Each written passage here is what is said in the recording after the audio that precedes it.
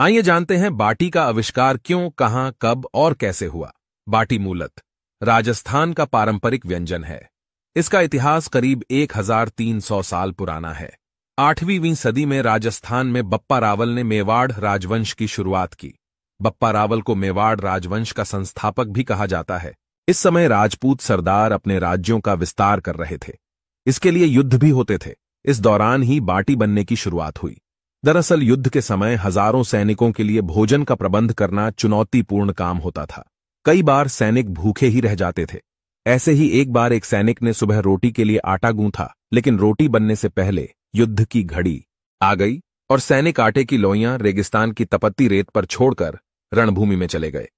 शाम को जब वे लौटे तो लोइयां गर्म रेत में दब चुकी थीं। जब उन्हें रेत से बाहर से निकाला तो दिन भर सूर्य और रेत की तपन से वे पूरी तरह सिंक चुकी थीं।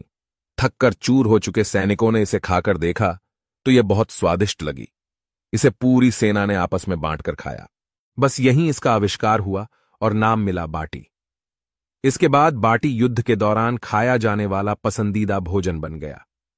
अब रोज सुबह सैनिक आटे की गोलियां बनाकर रेत में दबाकर चले जाते और शाम को लौटकर उन्हें चटनी, अचार और रणभूमि में उपलब्ध ऊंटनी व बकरी के दूध से बने दही के साथ खाते। इस भोजन से उन्हें ऊर्जा भी मिलती और समय भी बचता।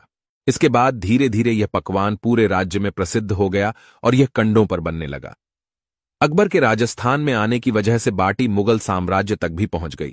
मुगल खानसामे बाटी को बाफ कर उबालकर बनाने लगे। इसे नाम दिया बाफला। इसके बाद यह पकवान देश भर में प्रसिद्ध हुआ और आज भी है और कई तरीकों से बनाया जाता है। अब बात करते हैं दाल की। दक्षिण के कुछ व्यापारी मेवाड़ में रहने आए तो उन्होंने बाटी को दाल के साथ चूरकर खाना शुरू किया। यह जायका प्रसिद्ध हो गया और आज भी दाल बाटी का गठजोद्दा बना हुआ है। उस दौरान पंचमेर दाल खाई जाती थी। यह 5 तरह की दाल चना, मूंग, उड़द, तुअर और मसूर से मिलकर बनाई जाती थी। इसमें सरसों के तेल या घी में तेज मसालों का तड़का होता था। अब चूरमा की बारी आती है। यह मीठा पकवान अनजाने में ही बन गया। दरअसल एक बार मेवाड़ के गुहिलोत कबीले के रसोइये के हाथ से छूटकर बाटियां गन्ने के रस में गिर गईं। इससे बाटी नरम हो गई और स्वादिष्ट भी। इसके बाद से इसे गन्ने के रस में डुबोकर बनाया जाना लगा।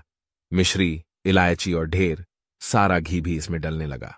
बाटी को चूर कर बनाने के कारण इसका नाम चूरमा पड़ा। वीडियो अच्छी लगी हो तो लाइक करें, फॉलो करें।